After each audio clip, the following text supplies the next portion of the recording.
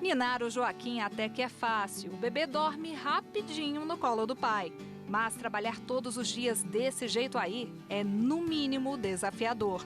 Desde que a pandemia do novo coronavírus teve início, a rotina do Flávio mudou bastante. A sala do apartamento do advogado se transformou num escritório improvisado. Tanto do ponto de vista de organização, né, porque a gente precisou reorganizar a casa, colocar uma mesa na sala para a gente trabalhar, empurrar o sofá. Então a gente teve que contratar uma internet melhor porque a gente não conseguia fazer as reuniões.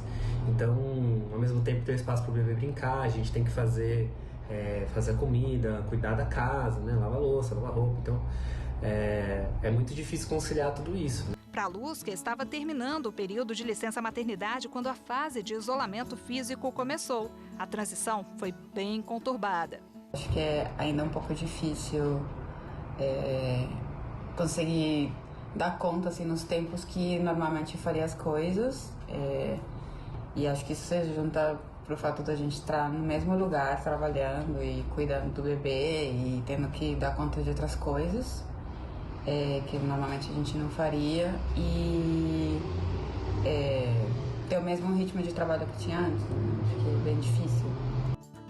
Em condições normais, o Joaquim estaria na creche. Agora e ainda durante algum tempo, ele vai ficar cercado da atenção dos papais de primeira viagem. Sorte que o casal de São Paulo é super parceiro e acaba se revezando em turnos para cuidar da casa, do trabalho e principalmente da criança. A gente faz um combinado, né? Hoje, que reuniões você vai ter? Você tem reunião até que hora? Essa reunião dá para ficar com o bebê? Não dá? Você vai ter que falar mais? Vai ter que moderar uma conversa, né?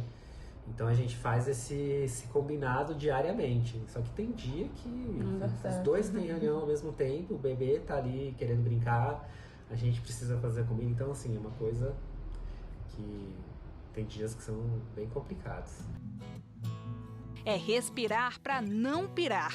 Se lidar com tantas demandas e um filho em casa já é complicado, imagine então com duas meninas de idades diferentes. Nós temos duas filhas, a Aurora, de 10 meses, e a Areta, de 9 anos. E a Areta tem aula online à tarde. A Aurora tem uma vida, né, regrada, com horários de acordar, dormir, comer. Então, ações que a gente terceirizava, responsabilidades nossas que a gente terceirizava, como escola e ir para a creche, a gente teve que assumir com a pandemia. Então, isso foi um dificultador. O home office ou regime de teletrabalho tem se tornado cada vez mais comum no país. Um estudo recente do Instituto de Pesquisa Econômica Aplicada revelou que aqui no Brasil, 8.700.000 profissionais têm exercido atividades de forma remota. E quanto maior a renda dessas pessoas, maior o potencial para desempenhar funções em casa. Outros fatores também são levados em consideração. Nós percebemos que claramente quem mais exerce trabalho remoto no Brasil, tanto do ponto de vista potencial quanto efetivo, são pessoas que têm maior escolaridade, superior completo, acima e pós-graduação, pessoas brancas e mulheres. De acordo com a pesquisa, 3 milhões de brasileiros do setor público fizeram teletrabalho em junho. Foram 200 mil a mais que no mês anterior. Já 5.700.000 trabalhadores da área privada trabalharam de casa no período, 224 mil a menos que em maio. O Distrito Federal apresentou a maior porcentagem de pessoas fazendo trabalho remoto.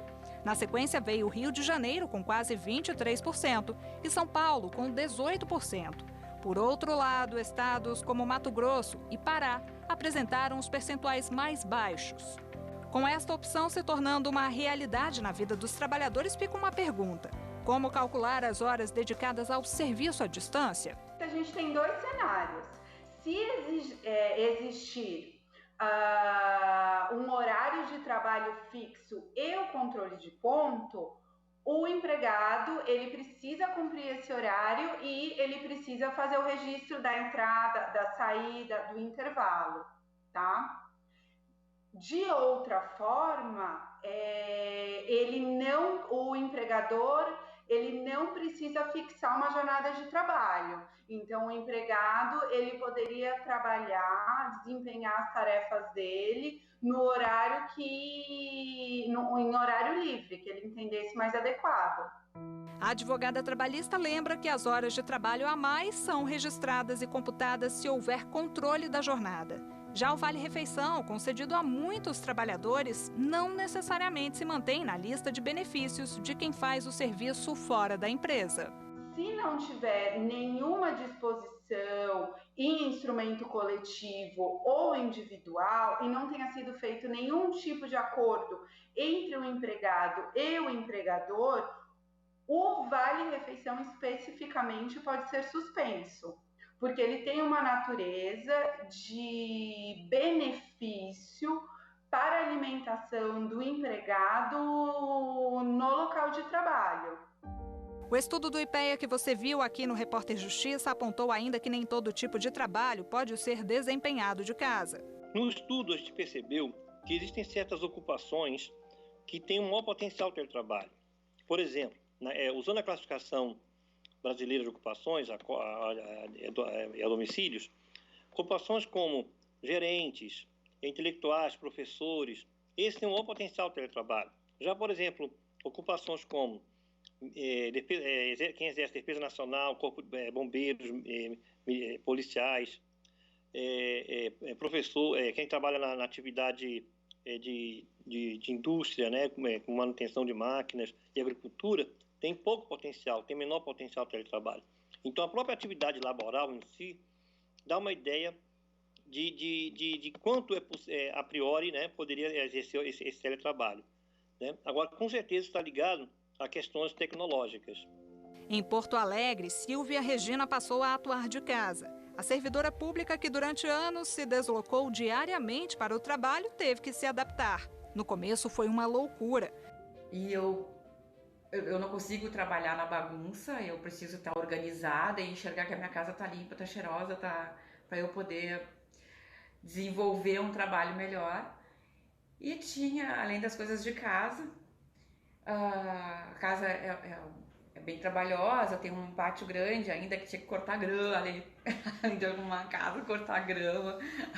No verão, Silvia conseguiu trabalhar ao ar livre. E eu comecei minha estação de trabalho, comecei na garagem, né? Aí era com notebook, eu não tinha pego o computador da secretaria ainda, mas estava mal instalado.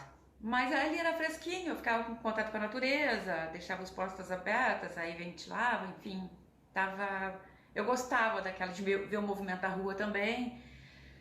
Aí não te sente tão sozinha, né? Tão isolada. Então eu deixava os portões abertos lá e eu podia pelo menos enxergar o movimento da calçada lá da rua dos vizinhos. Mas com a chegada do inverno foi a vez de se mudar para dentro de casa. A secretaria para onde ela trabalha forneceu todo o equipamento, o que, em regra, é obrigação das empresas. Se o empregado não tiver os equipamentos para trabalhar em casa, ou a infraestrutura, como a internet, ou outro sistema que seja necessário, o empregador ele precisa subsidiar essas despesas. O trabalho desenvolvido de casa, por vezes, é mais cansativo. O sentimento de exaustão fica evidente. Nessas horas, é preciso tomar cuidado para que o luto natural da fase de isolamento não se misture à síndrome de burnout, caracterizada pelo esgotamento mental. A síndrome de burnout, ela junta sintomas que são da depressão, são da ansiedade e é do excesso de trabalho, né? A sobrecarga. Então, o estresse de querer atender a demanda, mas não ter recursos que possibilitem uma qualidade para essa alta demanda que está sendo exigida, ela vai gerar um estresse. Então, o burnout ele vai entrar como meu sentimento de incapacidade por uma exigência repetida, sem eu me considerar os recursos que eu tenho como possíveis. Para o trabalho fluir, a pessoa precisa estar com a cabeça tranquila. Yoga e meditação entram como aliadas. Massagem também é uma boa para quem está com níveis altos de estresse. Na tentativa de evitar o adoecimento psíquico, a psicóloga recomenda ainda o acesso à terapia e, em alguns casos, ao tratamento medicamentoso. As pessoas deveriam olhar para a saúde num processo de prevenção, né? Então, pensar que várias demandas em nossas vidas muitas vezes pedem uma atenção especial. Pede para que você pare, que reflita sobre si mesmo e como você reage às demandas que surgem, seja na área profissional, seja na família, né, seja nas relações sociais. Se você não tem isso e o adoecimento chega, é preciso parar, refletir e fazer escolhas mais assertivas para cuidar da sua saúde. Então, procure um profissional especializado, procure uma psicoterapia, procure um psiquiatra para conversar e identificar os sintomas que você está sentindo, para que sejam tratados e você possa ter uma vida com qualidade. O Flávio, de Brasília, conseguiu adequar o trabalho à nova rotina corrida do dia a dia. Em casa, desde março, o jornalista também tem cuidado do bem-estar. A minha rotina começa por volta de 7, 7h30 da manhã. Eu paro para almoçar rapidamente e sigo até a noite, muitas vezes 9 horas da noite. Nesse inteirinho, ao longo do dia, eu tenho mais tempo para... Às vezes eu estou um pouco cansado, para deitar um pouco e descansar, ou para comer alguma coisa. Aqui no escritório eu não tinha essa possibilidade. E uma das vantagens é poder trabalhar mais à vontade. Eu, por exemplo, quando eu tenho reunião, né, eu tenho mais essa preocupação assim, de como eu vou me apresentar, mas eu fico muito à vontade de casa. Apesar de ter perdido o contato presencial com amigos e colegas de trabalho, ele não tem muito o que reclamar desse novo normal. Entre as perdas, eu acho que tem realmente a falta de contato com as pessoas, a gente acaba ficando muito preso ao nosso próprio universo. Isso, para uma área que requer tanta criatividade, inovação, a gente está atento às coisas que acontecem, realmente eu acho que de alguma forma impacta.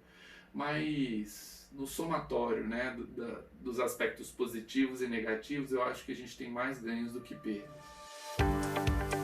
O Repórter Justiça vai para um rápido intervalo e volta em instantes. No próximo bloco, você vai ver que tem muita empresa querendo levar adiante o regime de teletrabalho. E mais, os prós e os contras das atividades feitas de casa. Não saia daí.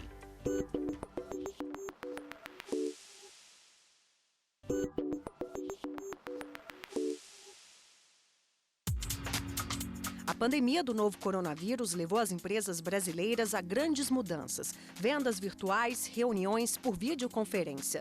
Foram tantas adaptações que o Bruno, advogado especialista em direito administrativo, teve que alterar toda a dinâmica de trabalho do escritório que é sócio. A gente fez a devolução do escritório, a gente devolveu o escritório físico e passou a atuar 100% na nuvem. Com isso, a gente passou a ter acesso a talentos no Brasil inteiro. Então, desde o início da quarentena, a gente já contratou 15 pessoas e hoje a gente tem a oportunidade de contratar pessoas do Brasil inteiro, o que é muito legal. A Rafaela também é advogada. A jovem trabalha numa plataforma de negociação online exclusiva para a área. No começo, a adaptação ao home office não foi fácil, mas conta que depois de organizar a agenda e o espaço da casa dela, tudo ficou melhor. Como vantagem, eu vi que a minha produtividade e do meu time melhorou bastante. Como eu atuo na área de sucesso do cliente, eu trabalho fazendo muitas reuniões e antes da pandemia a barreira física, a distância, era uma dificuldade e agora eu vejo que eu posso marcar mais reuniões durante o dia, consigo melhor atender todos os meus clientes. A nova forma de trabalho veio para ficar, viu? Um legado que podemos dizer que foi bom da pandemia da Covid-19. A gente quer se manter como escritório 100% online, a gente quer se manter como escritório 100% na nuvem e a gente está muito confortável com essa dinâmica que a gente estruturou. A gente imagina os grandes desafios, né, do mundo online, de trabalhar de 100% online, é justamente a questão da gente conseguir manter a sociabilidade e a cultura do escritório. Então a gente imagina que quando for adequado, a gente vai promover alguns encontros, então a gente quer manter a sociabilidade, mas a gente não acredita que seja necessário que as pessoas trabalhem no mesmo lugar. Já a empresa da Tâmela, que atua no setor de tecnologia no estado da Paraíba, não vai funcionar 100% digital depois da pandemia. A empresária conta que os funcionários reagiram bem ao home office, mas são mais de 20 anos no mercado oferecendo atendimento presencial, o que ela não pretende abandonar. Por isso, aos poucos, a rotina está voltando ao que era antes. Parte da equipe continua ainda em home office, parte da equipe continua na empresa e aí a gente vai, de acordo com o passar dos dias, ver qual vai ser a melhor maneira. Se o trabalho vai continuar híbrido, se a gente fica realmente home office, se volta todo mundo. Então, acho que a experiência vai contando para que a gente amadureça realmente com uma nova realidade como um todo. Tanto os trabalhadores como as organizações não tiveram culpa de serem projetados, né, para um home office que não foi planejado. Quando nós falamos de um home office, o ideal é sempre fazer um planejamento, né, levando em conta as condições em que a pessoa reside, as questões de estrutura, tudo isso. O que eu vejo o home office foi a reação mais rápida da organização para continuar com a atividade econômica, para se preservar vidas e não parar o país. E isso foi compreendido, foi entendido. Então, mesmo aquelas empresas que não tiveram muito sucesso no momento inicial, elas voltarão a investir na ideia do home office. Novamente, eu acredito num ponto de equilíbrio. E há empresas que apostaram tanto no home office que, inclusive, contrataram profissionais neste momento tão difícil para a economia do país. O Rafael participou de um processo seletivo no mercado publicitário. O processo foi todo virtual e lá se vão 3 meses no novo emprego. Tive que mandar um vídeo explicando um pouco sobre mim, né, sobre os meus hobbies, sobre o que eu gosto de fazer no meu tempo livre, sobre as minhas qualidades, né? Sobre minha trajetória, né? Dentro da minha área, quais foram as empresas que eu passei, quais são meus desafios, né? Quais são minhas melhores qualidades. Então, basicamente, o vídeo foi isso. Eu tive que falar muito sobre quem eu era pessoalmente, né? As coisas que eu gosto, e depois mais relacionado à minha profissão.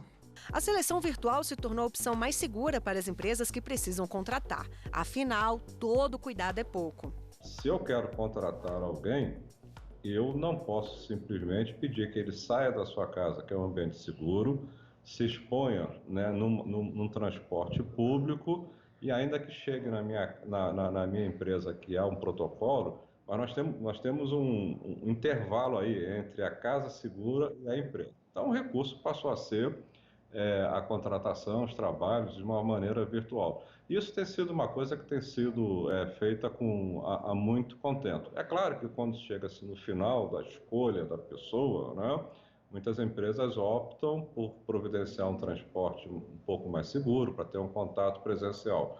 Este tipo de contratação é apenas um dos atrativos das novas formas de trabalho. Além disso, do ponto de vista econômico, a empresa que não se adaptar pode ser engolida pelo mercado. As lojas, por exemplo, vão ser muito mais um espaço de observação, de experimentação, mas as vendas vão ser online, né?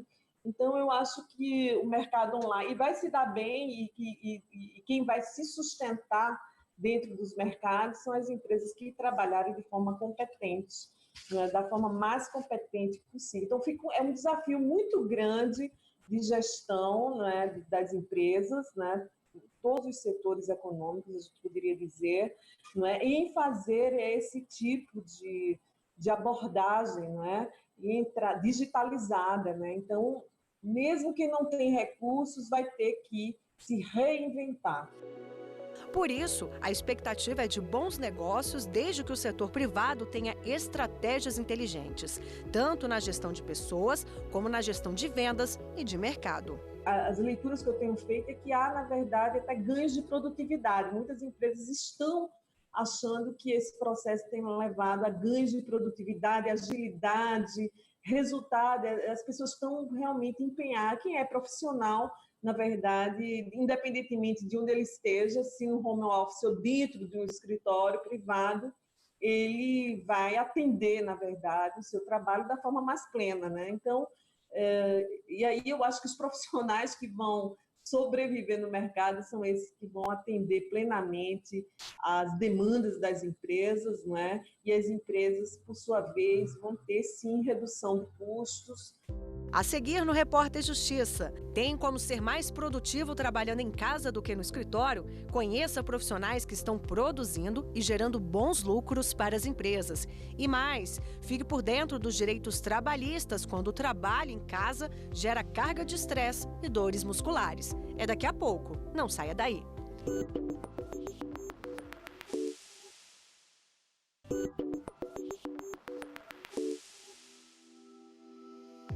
Trabalhar em casa e manter a produtividade e a saúde. Será que funciona mesmo?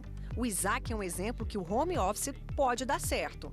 Ele é jornalista, trabalha com processos criativos e trocou as horas perdidas no trânsito puxado de São Paulo por mais tempo de dedicação ao trabalho e à vida pessoal. Você consegue gerir melhor o seu tempo. O tempo que eu teria de deslocamento, por exemplo, é economizado. O tempo de acordar antes, se arrumar e etc. Ele é menor, né? Então essa é uma vantagem. Definir estratégias do dia. O que eu vou fazer naquele dia? Né? Definir uma tarefa muito clara. E tentar seguir ao máximo quando dentro do possível.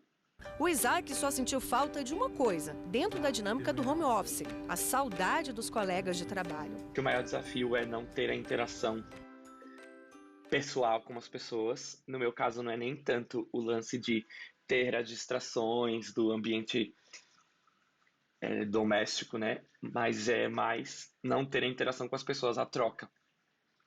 Como meu trabalho é muito criativo, acho que a presença e a troca presencial é muito importante. Não necessariamente todos os dias, mas é uma coisa que faz falta quando você está todos os dias num home office, isolado, enfim.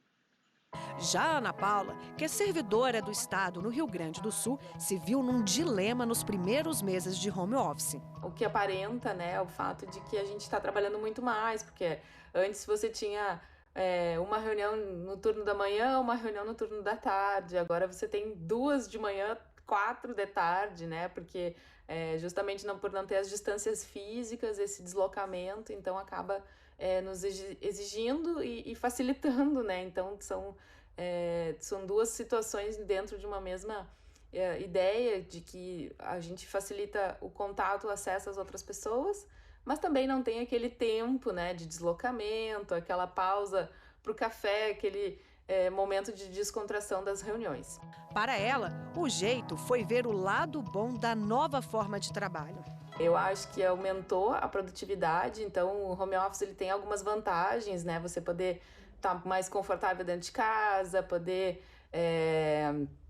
preparar os seus próprios alimentos. Eu acho que isso também é uma coisa fundamental. Eu era uma pessoa que me alimentava muito na rua e hoje eu tenho, então, conseguido manter uma relação de uma alimentação mais saudável, né? Adquirindo os produtos direto dos produtores locais, orgânicos, então também monitorando um pouco melhor essa questão da minha vida em casa, mas mais saudável e também conectada com alguns valores em termos de alimentação. E claro, né, essa conexão conosco, né, de estar sozinho, mas não se sentir sozinha, né? Então isso é importante para a gente manter nosso equilíbrio e saúde mental. Regras, planejamento e agenda com os horários pré-estabelecidos formam o tripé do sucesso do home office. Para esta especialista em produtividade, o segredo está na forma como você faz a gestão dos ponteiros do relógio. A gente precisa saber o que ocupa o nosso tempo. Então, eu preciso saber como que eu uso o meu dia. Né? Como que o meu dia de trabalho ele é ocupado. Na verdade, não só de trabalho, né? Mas como que o meu dia como um todo é ocupado.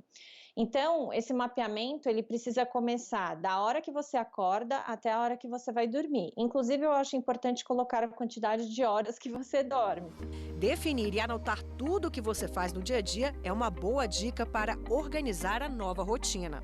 A gente é muito otimista. A gente acha que a gente consegue concluir tudo muito mais rápido do que a gente realmente consegue.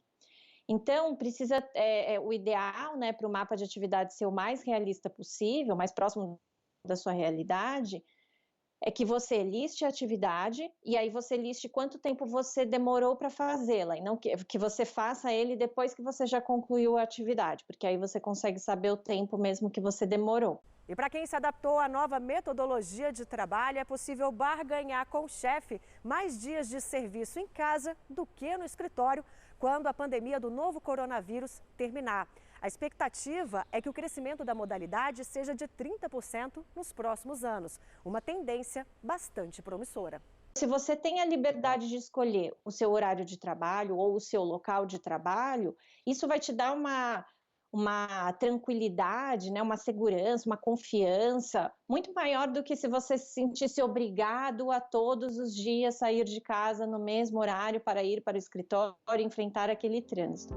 Se por um lado as empresas têm redução nos custos, como aluguel e deslocamentos diários, é importante lembrar que, por outro, há questões ligadas aos direitos dos trabalhadores. De acordo com advogados especialistas na área, a jornada de trabalho deve ser cumprida da mesma forma que um funcionário faria se estivesse na empresa. No entanto, é bom ter o controle dos horários de entrada, saída e intervalo. A exceção é quando, por meio de acordo ou convenção coletiva, houve redução nas horas de trabalho. E vale lembrar que muitas horas extras de trabalho em casa podem gerar alguns desconfortos, principalmente na saúde. Se o trabalho está sendo desenvolvido na casa do trabalhador ou na estrutura da empresa, nesses dois cenários, o empregador ele é responsável. Então, a CLT ela tem uma previsão que quando o trabalhador está em home office ou em teletrabalho, a empresa precisa orientar o seu funcionário a respeito de questões de ergonomia, de segurança do trabalho, e o empregado ele tem que se comprometer a cumprir todas essas regras. Em questões de ergonomia, algumas empresas elas têm adotado a política de fornecer o mobiliário para o empregado caso ele não tenha uma mesa, uma cadeira ergonômica para que ele possa desenvolver o trabalho, tá? E eu acho que o que é importante é ter esse diálogo entre a empresa e o funcionário para verificar se as regras de ergonomia estão sendo atendidas para que a saúde do funcionário possa ficar resguardada. O Marcos é psicólogo e professor universitário. Ele teve um problema sério na coluna por causa das muitas horas de trabalho em frente ao computador. Muitas dores, não é? Aqui na região lombar, né? Até que fizesse os exames, né, de imagem e descobrisse o que estava acontecendo, mas foi um mês, 30 dias aproximadamente de dores, não é? De desconforto, era muito ruim para sentar, pior ainda para levantar, que eu tinha que me agarrar nas coisas, meio que me encurvar. Não foi fácil esse período, devido à questão da falta de postura e das condições também que eu estava sentado. Para este fisioterapeuta, o ideal é que as pessoas façam pausas durante a jornada de trabalho. O ideal seria ela levantar para pegar água, levantar e ir para o banheiro, levantar para ir para outro local para ela fazer sua refeição. Já são 3 movimentos diferentes que ela pode fazer para ela levantar. Já são 3 horas do exemplo de um trabalho que fica umas 6 horas sentado. E reforça, é preciso sentar corretamente para manter a coluna em dia. Você tem que sentar embaixo de 2 ossinhos do quadril, com os 2 pés apoiados no chão, para você formar um apoio correto para as suas pernas e as suas pernas descansarem, porque se você manter a perna para frente, você vai sobrecarregar o joelho ou a própria lombar, e as suas costas têm que estar todas apoiadas na cadeira. Ela não pode ficar à frente demais por muito tempo, senão você começa a sobrecarregar e a musculatura não aguenta, e também não pode ficar muito relaxado, porque também chega uma hora que a musculatura vai ceder também, e vai machucar também a coluna. Em caso de fortes dores e também de um possível tratamento, a pessoa está resguardada ao direito de um atestado médico, independentemente se o trabalho é feito em casa ou no escritório. Se o trabalhador ele não está se sentindo bem, precisa ir ao médico, precisa se ausentar, vai ficar afastado alguns dias, tudo vai ocorrer da mesma forma. Ele vai ter o deslocamento dele ao médico, pegar o atestado e apresentar para a empresa. Como o trabalho não é presencial, ele precisa apresentar o atestado da forma que a empresa tem feito a comunicação. Então, ou por e-mail, ou se tiver algum sistema próprio, enfim, ele precisa da ciência para o empregador desse afastamento temporário de algum meio. E aí ele vai atender a forma que a empresa tenha feito orientação para essas comunicações. Para manter a saúde em dia durante a pandemia, em Maceió, o servidor público André faz exercícios em casa. E é também na tela do computador que ele recebe orientações de um profissional para a atividade. Eu inseri os exercícios físicos que eu costumava fazer numa academia, com o apoio de um profissional da educação física, por exercícios online, da mesma forma, orientado por profissionais da educação física. E, além disso, eu procurei investir em atividades que eu não fazia antes, como yoga e meditação, né? Porque isso eu penso que me auxilia no controle da ansiedade e para superar a diversidade do momento. O Repórter Justiça de hoje fica por aqui. Você pode rever este e outros programas no nosso canal no YouTube, TV Justiça Oficial. Acesse também o nosso site, tvjustiça.jus.br. Obrigada pela companhia e até mais.